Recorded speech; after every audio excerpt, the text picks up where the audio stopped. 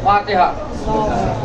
اعوذ باللہ من الشیطان الرجیم، لا حول ولا قوۃ الا باللہ العلی العظیم، بسم اللہ الرحمن الرحیم، والصلاۃ والسلام علی اشرف الانبیاء والمرسلین، خاتمین نبیین، رحمۃ للعالمین، مولانا ابی القاسم محمد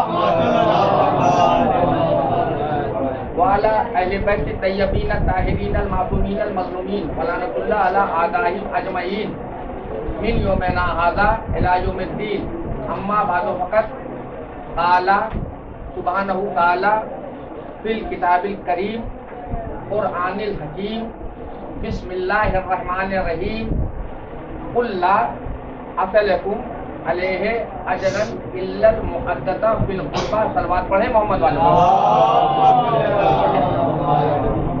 عزیزان گرامی اور ہمارے بزرگ نوجوان دوستوں، تو قرآن سید الشہداء بالخصوص وہ حاضرین جو آج امام زمانہ علیہ السلام کو ان کے جد، ان کے پدر بزرگوار ہمارے 11ویں امام کا پرسہ ان کی تعزیت کے لیے آئے۔ عزیزو، میں نے پہلے بھی کہا ہے کہ 20 منٹ سے زیادہ بیان نہیں ہوگا، لہٰذا جلدی سے، کیونکہ میں نے قرآن کی ایک آیت پڑھی ہے، لہٰذا اس کے بارے میں بتانا ضروری ہے، اس کا ترجمہ بھی کرنا ذاکر کی ذمہ داری ہے کہ اللہ اپنے قرآن کریم فرقان حمید میں ارشاد فرما رہا ہے، قل لا اسألکم علیہ اجرا الا المقدس فی القربى۔ اے رسول، آپ ان سے کہہ دیجئے کہ ہم اجر رسالت کچھ نہیں چاہتے سوائے اس کے کہ ہمارے قرابت داروں سے معدت کریں۔ یہ اس لیے مشہور آیت ہے کہ قرآن کا ہر سورہ، قرآن کی ہر آیت، قرآن کا ہر لفظ بہت اہم ہے، ہم کسی کی اہمیت سے انکار نہیں کرتے، لیکن جان بوجھ کے میں نے اس آیت کریمہ کو عنوان سخن قرار دیا ہے کہ آپ کسی بھی بچے سے پوچھے گا کہ اس آیت کو سنا ہے، ہر بچہ کہے گا سنا ہے، بزرگوں نے تو ہزاروں مرتبہ سنا ہے۔ اب ذرا سے اس کا شان نزول دیکھ لیجیے، اس آیت کی شان نزول۔ میں جلدی اپنی منزل پہ آ جاؤں۔ اس آیت کی شان نزول یہ ہے کہ ایک دن مسلمان آئے اور آنے کے بعد اپنے ساتھ کچھ تحفے بھی لائے تھے۔ اب مفسرین نے لکھا ہے، اب دیکھیے دامن وقت تو گنجائش نہیں، ورنہ میں آپ کو بتاتا کہ اسلام کا سب سے بڑا مفسر کون ہے؟ جناب ابن عباس۔ یہ تھے رسول اللہ اور مولائے کائنات کے سگے چچیرے بھائی تھے، لیکن یہ شاگرد تھے مولائے کائنات کے۔ تو جو ہمارے عام مسلمان ہیں، یہ دنیا میں ان کو سب سے بڑا مفسر مانتے ہیں۔ یہ بات اپنی جگہ پہ صحیح ہے۔ ابن عباس کی ہم لوگ بھی بڑی قدر و منزلت کی نگاہ سے ان کو دیکھتے ہیں، لیکن ہم لوگ استاد کے رہتے ہوئے شاگرد کی تفسیر بعد میں لیتے ہیں، پہلے استاد کو لیتے ہیں۔ صلوات پڑھیے محمد والے۔ اب جیسے کہ دنیا کے مسلمان حضرت خواجہ معین الدین چشتی رحمۃ اللہ سے عقیدت رکھتے ہیں، عقیدت تو میں بھی رکھتا ہوں، میں بھی ان کے لیے شب جمعہ سورہ فاتحہ پڑھتا ہوں۔ جو سادات تھے، سید تھے، محب اہل بیت تھے، شیعہ تھے، حسینیت کی ترویج اور ترقی میں، فروغ میں، آزاداری میں انہوں نے بہت کارہائے انجام دیے، لیکن ان کی جو ایک ربائی ہے شہادت حسین پوری دنیا میں مشہور ہے۔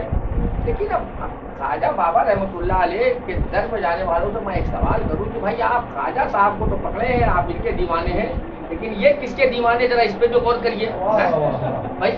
تو ہم آل محمد کے چاہنے والے اپنے بزرگان دین کی عزت کرتے ہیں۔ اب آئیے جلدی سے موضوع پہ۔ تو اللہ نے کیا کہا؟ ہاں، تو وہ مسلمان گئے تھے، کچھ خان میں کچھ تحفے بھی لے کے گئے تھے۔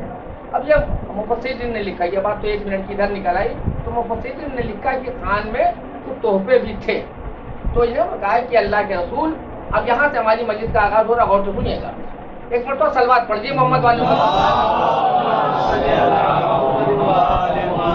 بانیہ مجلس بالکل سمجھ لیں، ہم کو جو حکم ملا 20 منٹ، تو 20 ہی منٹ ہوگا انشاءاللہ، 2 منٹ ہوگا، 18 منٹ اور۔ تو انہوں نے کہا کہ اللہ کے رسول، ہم عرب کے بدو تھے، ڈھیلا مار کے کھجور توڑتے تھے، فاقہ کرتے تھے، 360 بتوں کی پرستش کرتے تھے۔ آپ نے قولوا لا الہ الا اللہ کا پیغام دیا، آپ نے ہمیں آدمی سے انسان بنا دیا، انسان سے پھر مسلمان بنا دیا، مسلمان سے پھر صاحب ایمان بنا دیا، اور صاحب ایمان میں ہم میں کوئی سلمان بنا، کوئی بودر بن گیا، لہذا اس کے بدلے آپ کو ہم تحفہ کیا دیں؟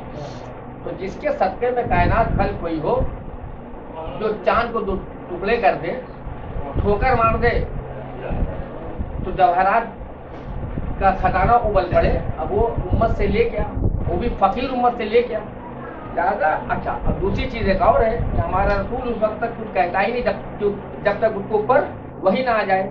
اب رسول اللہ سوچ ہی رہتے کہ ان کو اس کا کیا جواب ہے. دیکھیے, ہم جن لوگوں نے یہ پوچھا کہ ہم آپ اس کے بدلے کیا دیں, آپ نے بڑی محنتیں کی میرے لیے, آپ کو طاہر و مجنون کہا گیا, آپ کے اوپر اوجھڑیاں پھینکی گئیں, آپ کو اذیتیں دی گئیں, بڑھیا نے کوڑا پھینک دیا, بڑی اذیت آپ نے سہی ہے, لیکن آپ نے ہمیں ایک انسان بنا دیا, صاحب ایمان بنا دیا, جنت کا دعوے دار بنا دیا, ہم آپ کو اس کے بدلے دیں کیا.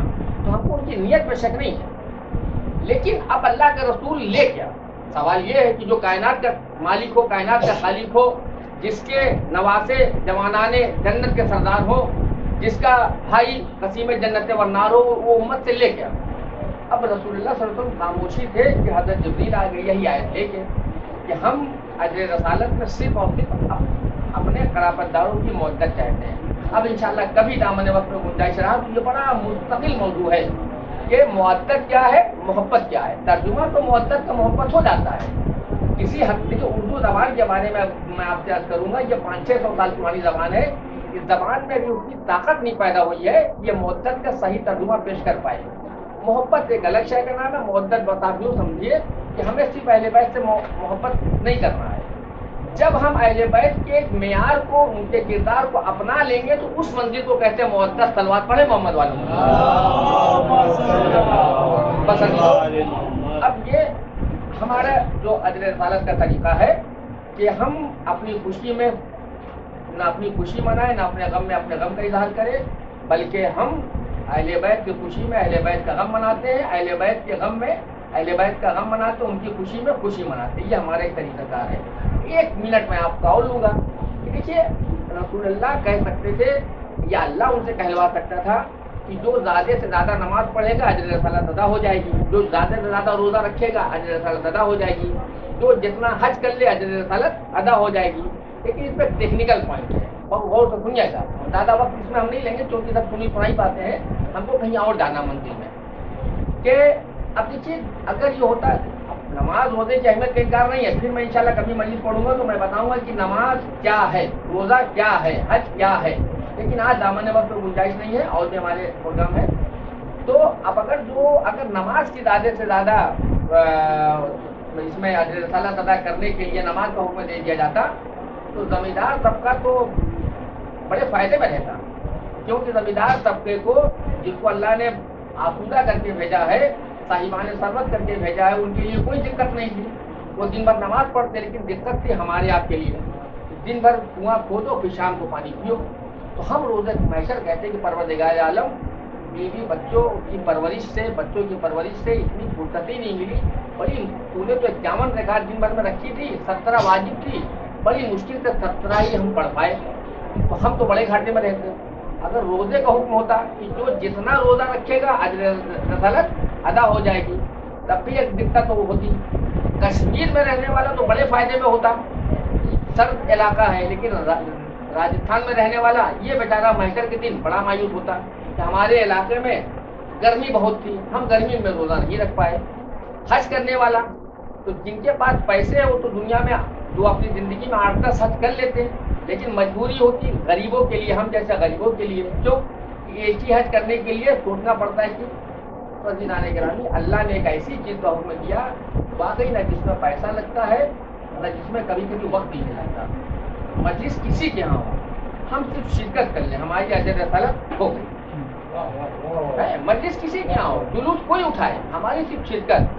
بس اپنی دلیل کے لیے, اپنی بات کی دلیل کے لیے میں ایک ثبوت دے رہا ہوں. ایک صاحب نے, دیکھیے اتنے بڑے مجمع سے میں پوچھ رہا ہوں, دل پہ ہاتھ رکھ کے بتائیے گا.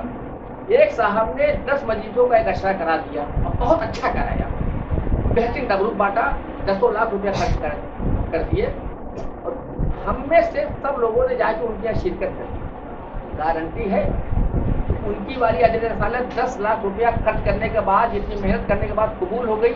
ہم صرف شرکت میں نے کر لی, ہماری رد ہو گئی, گارنٹی نہیں ہے. محبت کا تقاضا ہے دل سے. لہٰذا پروردگار عالم نے بھی کہا ہے کہ اجر رسالت معدت ہے, یعنی ہم اہل بیت سے معدت کریں. بس عزیزو, آج کی جو تاریخ ہے وہ ہمارے 11ویں امام سے منسوب ہے. آج امام اسلام کا یوم شہادت ہے. اور بس یہ تقریر ہم اس موضوع پہ کہ بہت سی چیزیں ہمارے یہاں ذاکرین ممبر پر سے پڑھ تو دیتے ہیں لیکن اتنی روانی سے پڑھنے کہ آپ مجمع اس کو سمجھ نہیں پاتا. کئی چیزیں ہیں, دامن وقت میں گنجائش نہیں ہے. 10 منٹ 11 منٹ اور ہمارے پاس بچا ہے, 12 منٹ تین اپنی بات کو تمام کرنا ہے کہ 11ویں امام کی آج شہادت کی تاریخ ہے. آج ہمارا امام اصل جو ہے یہ یتیم ہو گیا. عزیزو, ہمارے امام کا نام جو ہے زمانے غیبت میں لینے کے لیے منع ہے. ہمارے تمام ائمہ نے امام عصر کا نام لینے کے لیے زمانے غیبت میں منع کیا ہے. کہا ہے کہ ہمارے فرزند کا نام اس کی غیبت کے زمانے میں مت لینا. ہم لوگ لہذا ان کی کنیت ان کے القاب سے یاد کرتے ہیں. یا صاحب العصر زمان کہتے ہیں, یا حجت القرآن کہتے ہیں, یا شریک القرآن کہتے ہیں. اور امام کو جو سب سے زیادہ اپنا لقب پسند ہے, جب میرا چاہنے والا ہمیں یا حجت اللہ فی الارض کہہ کے مخاطب کرتا تو امام بہت زیادہ خوش ہوتے ہیں. جس طرح مولا کائنات کے ہزاروں القاب ہیں, لیکن جب مولا کائنات کو ابو تراب کہا جاتا ہے تو مولا کو بہت خوشی ہوتی ہے. فاتح خیبر, فاتح خندق, قسیم جنت والنار, سب میرے مولا کے اچھے القاب ہیں. لیکن مولا کائنات کا کہنا ہے کہ جب میرا چاہنے والا ہمیں ابو تراب کہتا ہے تو مجھے بڑا اچھا لگتا ہے. اس کی ایک وجہ ہے, وجہ بتانے کا وقت ابھی نہیں ہے. تو اسی طرح سے ہمارے امام کا نام جو ہے زمانے غیبت میں لینے کے لیے منع ہے. علماء نے بھی جہاں جہاں لکھا ہے تو انہوں نے پورا نام ایک ساتھ نہیں لکھا ہے, میم اے دال اس طرح سے الگ الگ کر کے لکھا ہے. امام کا نام وہی ہے جو ہمارے نبی کا نام ہے. امام کا نام وہی ہے جو ہمارے نبی کا نام ہے.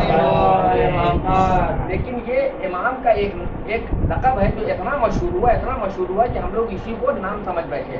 یا مہدی, امام مہدی. امام صحیح کا جو تلفظ ہے مہدی ہے. ہم لوگ ہندوستانی لب و لہجے میں مہدی کہتے ہیں جو غلط نہیں ہے. لہذا یہ امام مہدی جو ہے یہ امام کا لقب ہے, نام نہیں ہے.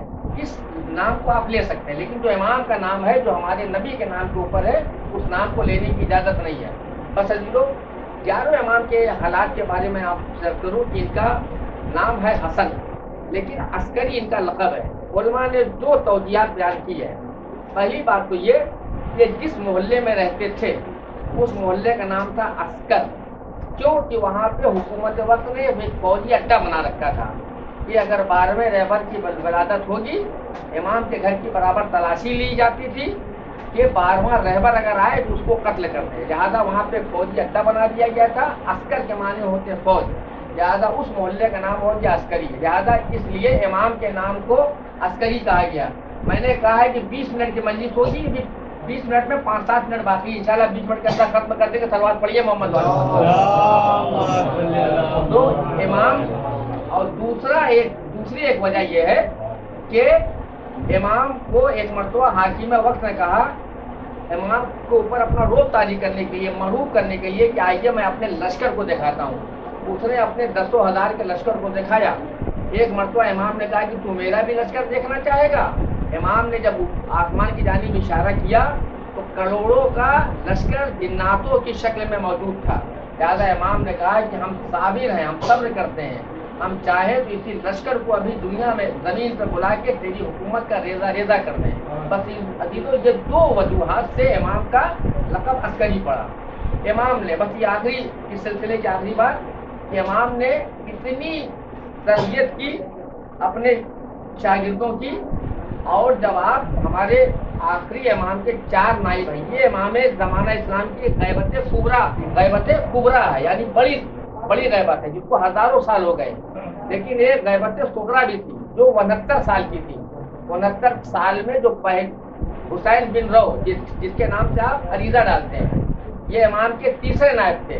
لیکن جب آپ پہلے اور دوسرے نائب کی سوانحات پڑھیں گے تو ان کو امام حسن عسکری علیہ السلام نے اپنا نائب مقرر کیا تھا. کیوں کہ امام نے شیعوں کو غیر معصوم کے ہاتھ سے دین لینے کا عادی بنا دیا تھا. لہذا جب آپ پہلے اور دوسرے کے سوانحات پڑھیں گے تو وہ 11ویں اور 10ویں امام کے بھی نائب تھے. بہرحال عزیزو، جب چوتھے نائب کا زمانہ ہوا، ان کا نام تھا علی بن محمد سمری. تو امام عصر علیہ السلام نے ان کو بلا کے کہا کہ ابو الحسن علی بن محمد سمری، تم 6 دنوں کے اندر وفات پا جاؤ گے، لہذا اپنی قبر کو، اپنے وصیت نامے کو تیار رکھو. تو علی بن محمد سمری نے پوچھا کہ آقا اب میرے بعد 5واں نائب کون ہوگا؟ تو امام نے کہا کہ اب یہ نوابین کا سلسلہ منقطع ہو رہا ہے. کہا مولا پھر دین کیسے چلے گا؟ کہا کہ ہماری امت کے جو فقہا ہوں گے، جو مرجع وقت ہوں گے، جو مرجع تقلید ہوں گے، وہ ہمارے شیعوں کی رہبری کریں گے. بس عزیزو، اس لیے ہم تقلید کرتے ہیں. اب دامن وقت تو گنجائش نہیں کہ میں آپ سے تقلید کے حوالے سے کچھ عرض کروں. بس ایک آخری بات سنیے کہ ہم جو جب زیادت پڑھتے ہیں تو ہم جو اپنے سر پہ ہاتھ رکھتے ہیں، یا صاحب الزمان جب کہتے ہیں تو سر پہ ہاتھ رکھتے ہیں، کیوں؟ یہ 8ویں امام سے یہ سلسلہ شروع ہوا. 8ویں امام نے کہا تھا کہ جب ہمارے قائم، ہمارے فردن حجت اللہ کا تذکرہ ہو تو اپنے سر پہ ہاتھ رکھنا، یہ بتانے کے لیے کہ مولا آپ ظہور فرمائیے، ہم آپ کی نصرت کریں گے، اور آپ کی نصرت میں یہ سر بھی حاضر ہے. سر کی جانب اشارہ کر کے مولا کا شیعہ یہی بتانے کی کوشش کرتا ہے کہ مولا آپ ظہور فرمائیے، آپ کی خدمت کے لیے یہ سر حاضر ہو. بس عزیزو، اب تک فضائل کی منزل تھی، میں فضائل 4-5 گھنٹے پڑھ سکتا ہوں، لیکن دامن وقت میں گنجائش نہیں. اب مسائل کی منزل میں زبان میں لکنت آنے لگتی ہے، ذہن مفلوج ہو جاتا ہے کہ کون سے مسائل پڑھے جائیں. ایام اعظام میں چاند رات سے آپ گریہ فرما رہے ہیں. اب تک آپ نے ایک شہید کا غم منایا، لیکن جب میں مسائل پڑھتا ہوں تو زبان میں لکنت آنے لگتی کہ امام حسین کی کس مسائل کا تذکرہ کیا جائے. نانا کا مزار چھوٹا، وطن چھوٹا، اماں کی لہر چھوٹی، اس کا ذکر کیا جائے. بیمار بیٹی صغرا مدینے میں ہے، بیمار اولاد کو چھوڑ کر سفر پہ جانا کتنا مشکل ہے، صاحبان اولاد سمجھتے ہیں، اس کا ذکر کیا جائے. یا امام کا نرغہ اعادہ میں گھرا ہونا ذکر کیا جائے، یا امام حسین کا 2 محرم کو جہاں پہ خیمے نصب کرنا ہے وہیں 4 محرم کو خیموں کو اپنے ہاتھوں سے اٹھانا ہے، مسائل بیان کیا جائے. بس عزیزو، ایک ایک منزل آتی رہی اور امام حسین نے قربانی کا دفتر کھول دیا. 10 محرم کی صبح نمودار ہوئی، ایک ایک شہید میدان کارزار میں جاتا رہا. ایک وقت وہ بھی آیا کہ غریب زہرا پرست سے گرا، شمر نے سر و تن میں جدائی کی. شام غریبہ آئی، بے کسوں کی شام، بے وارثوں کی شام، یتیموں کی شام. عزیزو، اس قافلے کو 11 محرم کو اسیر کر لیا گیا. سیدانیاں جن کو کبھی سورج نے نہ دیکھا ہو، چادریں چھین لی گئیں، سکینہ کو تماچے مارے گئے، بیمار کا بستر کھینچا گیا. بس عزیزو، کس کس مشائق کا تذکرہ کیا جائے؟ سر حسین کے 132 معجزات ہیں، کس معجزے کا ذکر کیا جائے؟ میر انیس کہتے ہیں کہ 1950 زخم امام حسین کے جسم نازنین پر آویزہ تھے. بس عزیزو، یہ قافلہ چلنے کا ایک روایت سنیے، پھر آپ کی زحمت تمام. مولا اپنے جد کا پرسہ بھی قبول فرمائے، ان عزاداروں کی دعائیں بھی پوری کریں. یہ قافلہ جب جا رہا تھا، کوفے کے بازار سے گزر رہا تھا.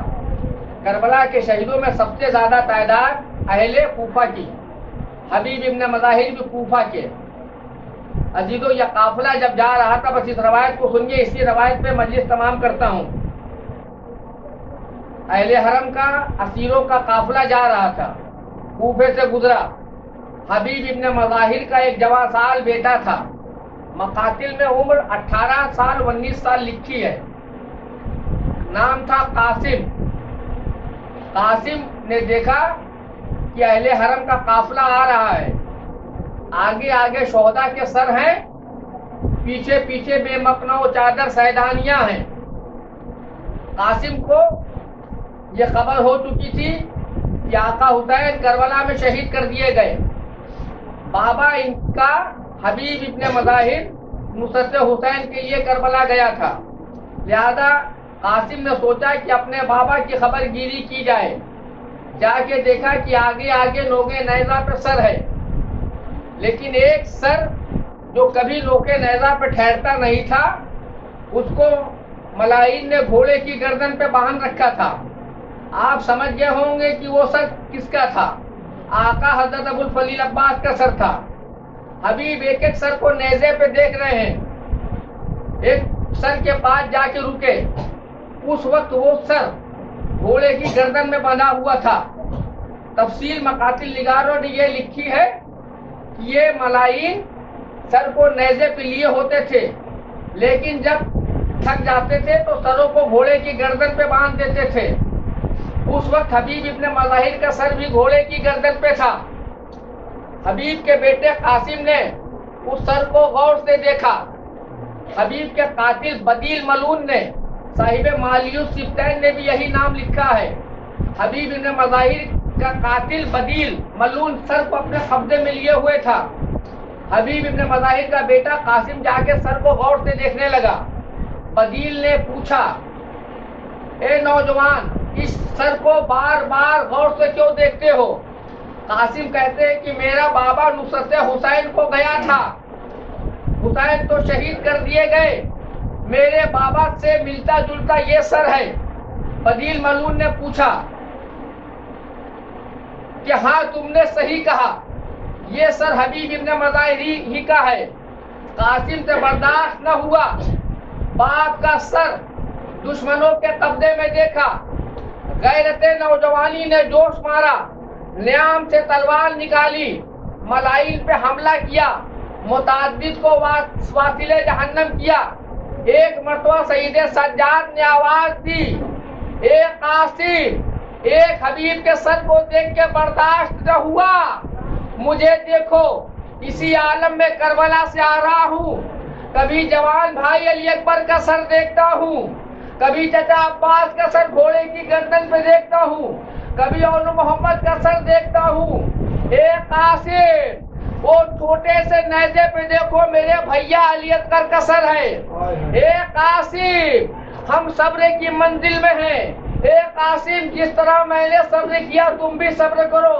ہاں تمہارا یہ وطن ہے، اتنا ضرور کرو کہ پھوپھی اماں بے سر و سامان ہے، بے چادر و مکنا ہے.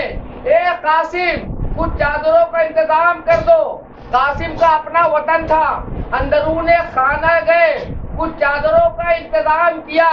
سید سجاد نے ایک ایک چادر ایک ایک بیوی کے حوالے کی. ایک چھوٹی سی چادر سکینہ کو بھی دی، لیکن عزیزوں شمر کی نگاہ پڑ گئی. سکینہ نے ایک مرتبہ جب چادر کو اڑا، شمر مرون تازیانہ لہراتا ہوا چلا. اس کے بعد کی داستان بڑی سخت ہے. شمر کے نجس ہاتھ تھے، یتیمہ کے پھول جیسے رخسارے تھے. ہر تماچے میں یتیمہ آواز دیتی تھی، اے چچا عباس، اے چچا عباس، ملائین کے تماشوں سے بچاؤ. شاید عباس کا لاشا تڑپا ہو فرات پر. آواز آئی ہو، اے بیٹا سکینہ، ہم منزل امتحان میں ہیں. اے بیٹا ہمارے بازو قلم ہو گئے. اے بیٹا رسول اللہ کی امت کے ظلم سہ لو. لعنت اللہ علی قوم الظالمین. اللهم صل على محمد وآل محمد